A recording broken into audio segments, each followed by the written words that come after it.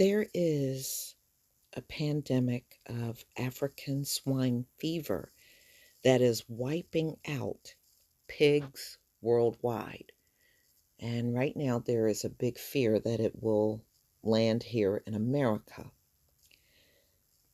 It is literally taking hundreds of thousands of these pigs out to the point where it's making a huge impact. And of course, it's going to impact prices. Now, me, I'm not a pork eater. And I look at this as a way of my Heavenly Father is wiping out something that is completely toxic on this planet. But see, these Gentiles make a lot of money off of the pork. So this is definitely impacting their bottom line in a huge way. And China is one of those places that have been hit exceptionally hard by this African swine fever. It's only a matter of time before it gets over here to all of these farmers that raise pigs will be eventually hit by this. It's really cropping up everywhere else right now. So this is the Washington Post business. A terrible pandemic is killing pigs around the world, and U.S. pork producers fear they could be hit next. And I really believe they will be. From what I understand, this is very contagious among pigs. U.S. authorities have started active preparation in response to the rising threat of an outbreak of African swine fever, the deadly disease that has decimated the Chinese pig population and is spreading across Asia. The Agriculture Department Animal and Plant Health Inspection Service led several functional exercises and drills late last month, working off a scenario of an outbreak of the virus in Mississippi that traveled across state lines before it was discovered. 14 states participated in the drill. You know what? They're having these drills because they know the shit is coming. They already know.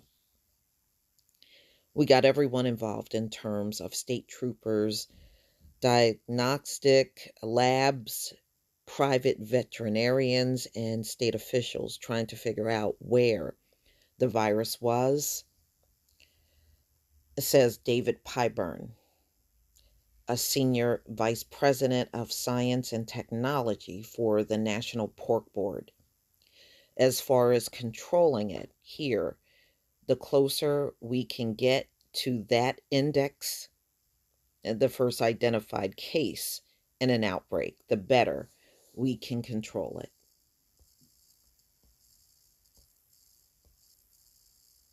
Experts say the most likely vector for the disease arriving in North America is tainted animal feed.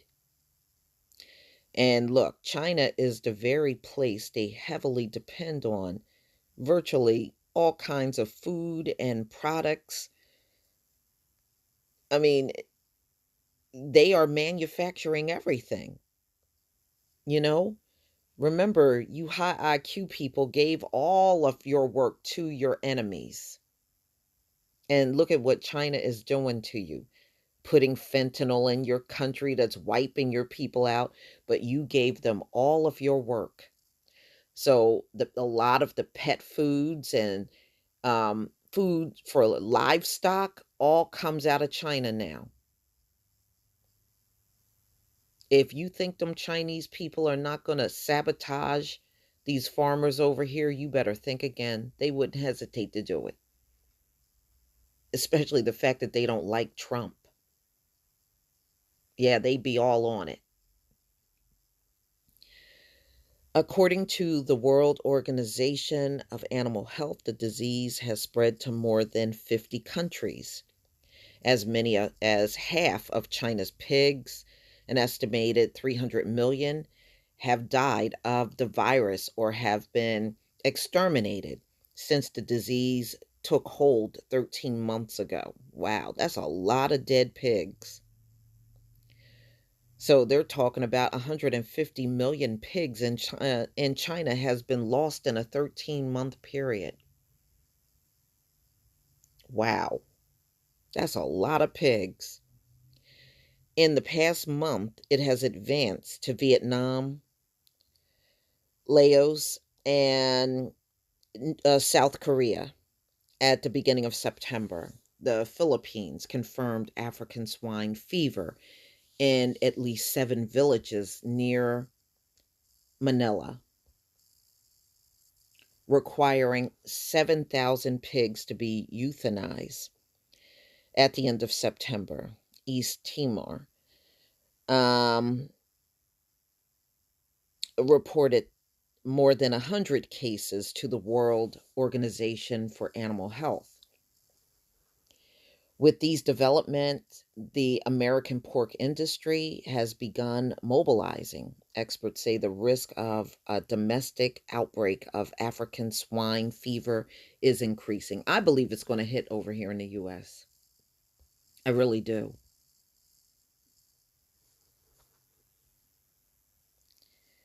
Okay. Now I don't even know if this is transferable to humans, you know. I would assume it is, especially if they had to exterminate some of these animals. I'll tell y'all a little story at the end. I used to have an uncle that was a butcher for 30 years down in Florida. And I'm going to tell y'all a little something about him towards the end. So, if they're doing drills here in America, they know the probability is great that um, this virus is going to end up over here. A domestic outbreak could have consequences well beyond pork, the pork industry. Yeah, because what they're looking at is what they stand to lose in the whole thing. So you're talking about billions of dollars can be lost in the pork industry, which is huge in America. It's huge. Pork is heavily bought in supermarkets, and even when you go to a diner or some type of restaurant for, let's say, breakfast, it's pork all over the damn menu. It's all over.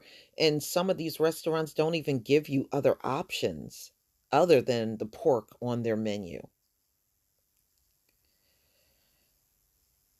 Okay, so let me get back.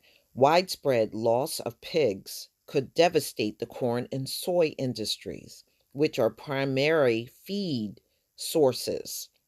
The industry, such as beef, could be affected by a loss in consumer confidence. So, what they're saying is number one, losing like so many thousands or millions of pigs in the country, and the soy and corn, and it's all of these industries are tied together because that's part of the feed you're giving these livestock.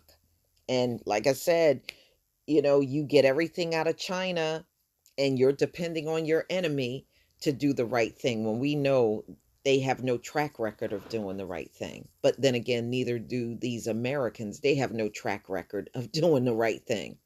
So I guess in a sense, it serves your butt right. Infected pigs go off their feed, Pyburn said. They don't want to move and suffer a high fever. By day 5, there is a hemorrhage. All right. Oh, wow. There is a hemorrhagic disease in the pigs, bleeding through the body and in the organs. Damn.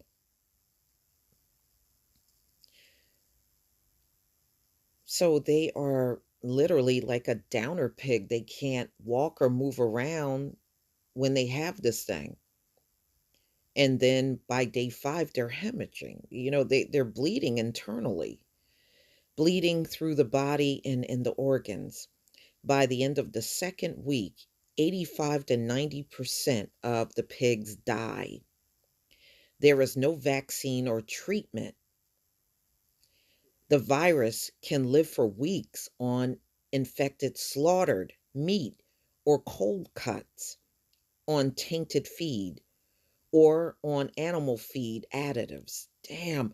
So, this meat, which probably is already on the market, in my opinion, so now the people are consuming the meat from these animals that have the African um, swine virus. Oh my goodness. This is why I say, we're all tied together. We're very much tied to these animals, especially the ones that you're consuming. So anything they have and they put that meat out on the market, you're eating it, and you don't know what it's going to have, what kind of effect it's going to have on the human body. You may not see nothing immediately, but eventually you may see something.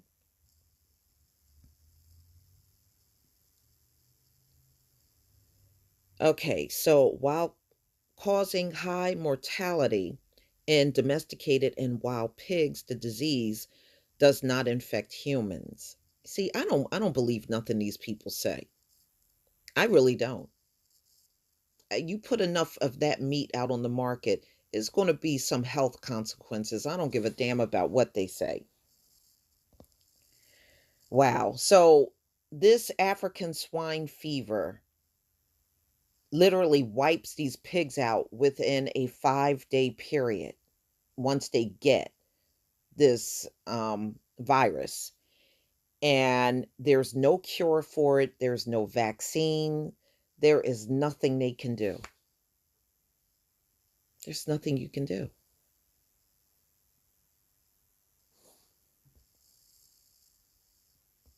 Wow. There is insufficient American organic soy. So, hog farmers wishing to feed their animals organic soy often import it from China.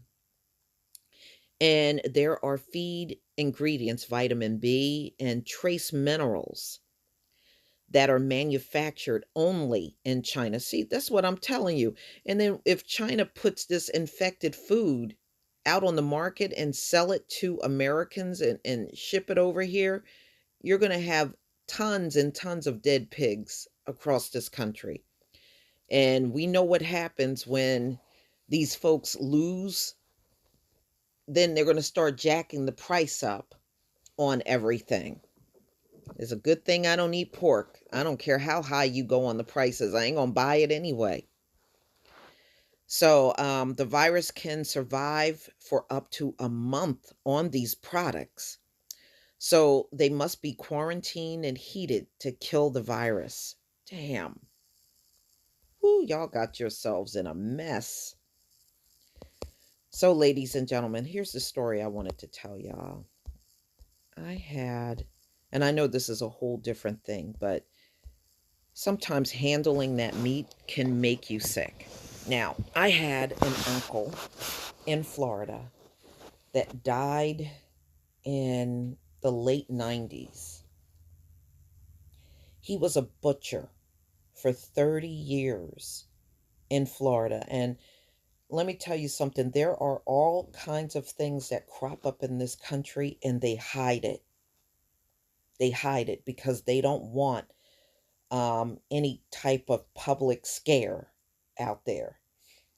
Well, if you remember, mad cow disease was going on heavily. You were hearing about it all out in the UK. There was also forms of it here in the US, but they just kept it hidden. My uncle was a butcher in Florida for 30 years. At the end of his life, he shook. He couldn't barely move or walk. And he looked just like the people that you saw over in the UK with mad cow disease. Even at the time of his death, this just go to show you the levels they go through just to hide shit in this country. Even when he had his autopsy done, they claimed there was no mad cow disease. He showed all of the same exact symptoms that you saw in people back then: the shaking, the uncontrolled body movements. He showed all of the classic signs. And he handled beef products all the time. He was always cutting and packaging these, um, these packs of meat after these animals were slaughtered. But they would not put that on the death certificate. They denied that it was mad cow disease, but the family, we all knew what we were looking at. And if you would have put him side by side with those folks over in the UK with mad cow disease, you would have seen the same exact symptoms. So just handling this meat with the African swine fever, to me, there are health risks. I don't care what these people say. They can keep saying that it don't occur in people. I don't believe nothing these folks say. They haven't told the truth yet to us at all. We've been lied to for so long. I have gotten myself to the point where I don't believe anything they say. If they tell me something, I believe the exact opposite. They have no history of being honest with us at all. And if this thing hit, they're going to keep right on lying to you, just like they always have historically. But y'all, please tell me what you think. Please leave your comment and subscribe. Don't forget to hit on the notification bell. And I'll see you on the next video. Peace, family.